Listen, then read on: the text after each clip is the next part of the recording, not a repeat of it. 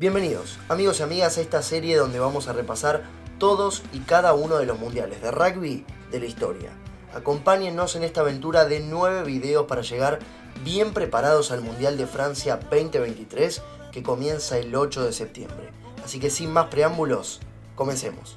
Muy de a poco el mundo viraba hacia el profesionalismo y en algunos países como en Italia o Francia, algunos equipos ya le pagaban a sus jugadores por mudarse y competir en sus ligas.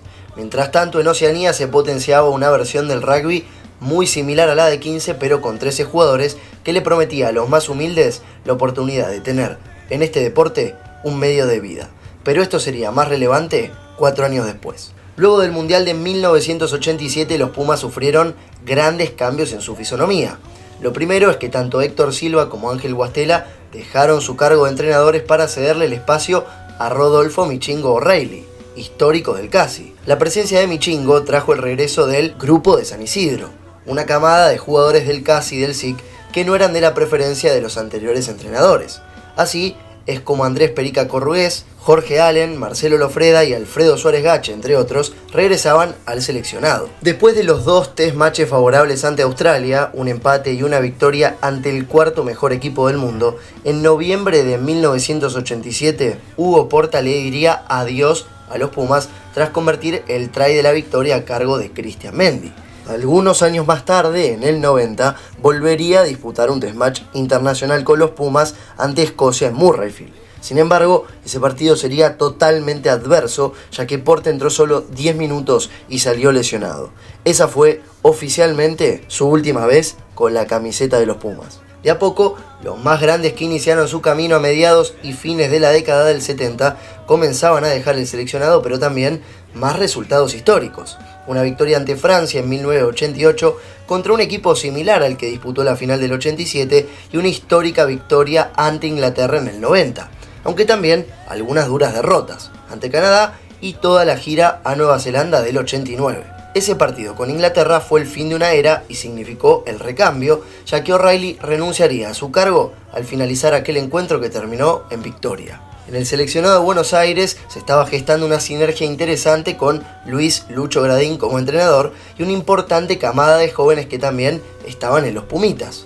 Ese proceso, comandado por Gradín, tomaría las riendas de los Pumas a finales del 90 y seguiría su camino hasta la Copa del Mundo de 1991. Luego del éxito mediático del Mundial de 1987, la Rugby World Cup viajó por primera vez en su historia al continente que le dio origen a este deporte, Europa. Por aquellos años, el hoy 6 Naciones contaba solamente con 5 equipos y esos mismos fueron los encargados de organizar esta cita. Inglaterra, sede principal, que albergó tanto el partido inaugural como la final. Francia, que fue la sede con mayoría de estadios. Gales, la tercera en relevancia y cantidad de plazas. Y finalmente Escocia e Irlanda, que solo contaban con un estadio cada uno. A diferencia del anterior, el Mundial de 1991 se disputó entre octubre y noviembre y contó con una fase clasificatoria. La más dura de ellas fue la de Asia y Oceanía, en donde en 7 días 4 equipos jugaron un todos contra todos en Tokio para determinar los 2 que pasarían al Mundial. El resultado fue Japón en segundo lugar y Samoa del Oeste, hoy Samoa a secas, primero, lo que le dio el pase a los isleños a su primer mundial. En el caso de América, la clasificatoria se jugó entre 3 equipos, Argentina, Estados Unidos y Canadá, para determinar en qué grupo entraba cada uno, ya que por plazas los 3 ya estaban clasificados. Los Pumas ganaron sus 2 partidos con Estados Unidos, pero perdieron los 2 con Canadá, incluso de local. Lo que no fue diferente fue el formato del mundial.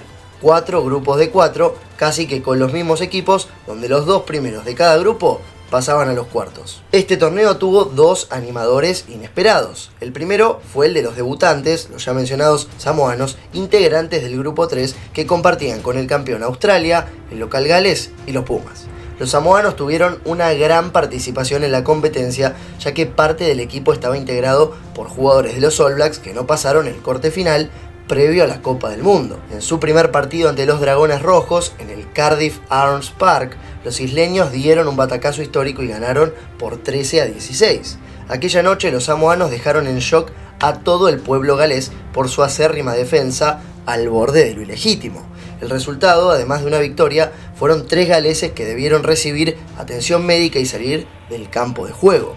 La gran figura de aquel partido fue Apollo Perellini, segunda línea que luego del encuentro fue apodado el Terminator isleño. En el devenir de la historia de este mundial, el resultado significó la eliminación en fase de grupos de Gales en su propio mundial. El segundo animador inesperado fue Canadá, que venía de buenos años previos y lo demostró quedando segundo en el grupo 4, que tenía a Francia, Rumania y Fiji, que en el 87 había pasado a cuartos. Muy a pesar de los resultados favorables en la fase de grupos de ambos animadores, ninguno de los dos logró pasar más allá de los cuartos de final. La final de esta Rugby World Cup se disputó entre Australia e Inglaterra en el Twickenham Stadium de Londres.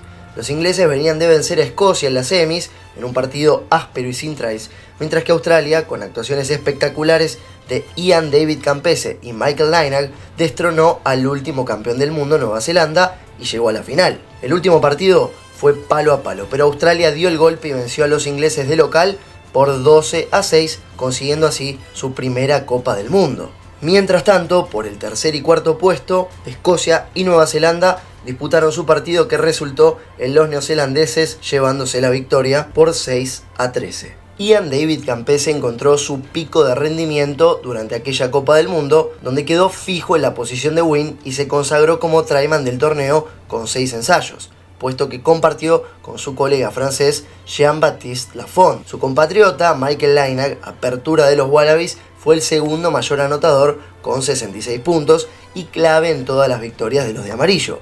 Quedó por detrás del buen 10 de Irlanda, Ralph Case, que hizo 68, pero producto de abultadas victorias en fase de grupos ante Japón y Zimbabue. Otro destacable de aquel mundial fue el capitán y centro de Inglaterra, Will Carling, que lideró a su equipo hasta la final, haciendo algunos tries muy importantes. Los Pumas llegaron a la Nelly en Gales con un plantel joven, promedio de edad 22-23 años, pero mucho más heterogéneo que en el 87. Casi un tercio del equipo era del interior, incluido su capitán, el tercera línea, Pablo Garretón, originario del Club Universitario de Tucumán. Todas estas fueron decisiones importantes que marcaron la carrera de Gradín como entrenador y luego como dirigente de la UAR, donde impulsaría el fin del veto al profesionalismo y la separación de la urba como una unión propia.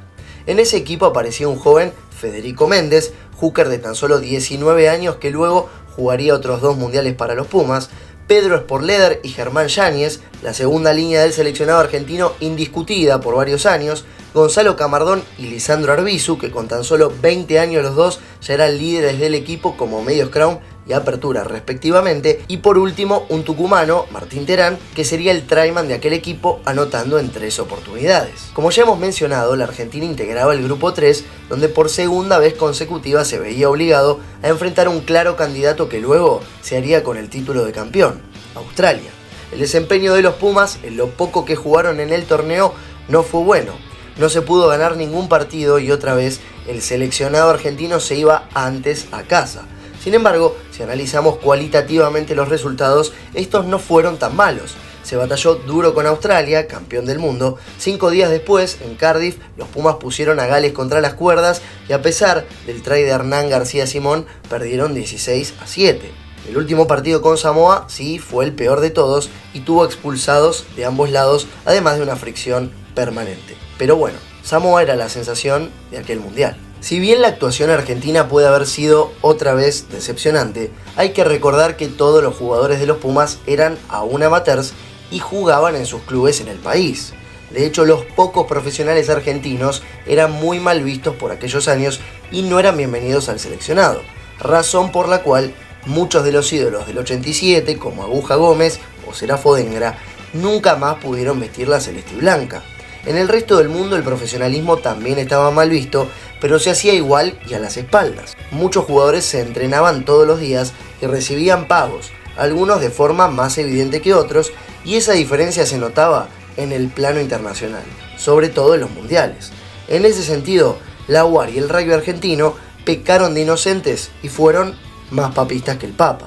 Por otro lado, este equipo joven fue la base sólida de los Pumas en los años 90, con nombres que iban y venían, pero con una columna vertebral que se introdujo por vez primera en el 91 y de la mano de Gradín. Esto ha sido todo por el día de hoy. Esperamos que les haya gustado. Si es así, no se olviden de seguirnos y de dejarnos un like. Les recordamos también que nos vamos a cubrir el Mundial de Francia 2023, por lo que si les gusta nuestro contenido nos pueden apoyar a través de un cafecito. Les dejamos el link en la descripción.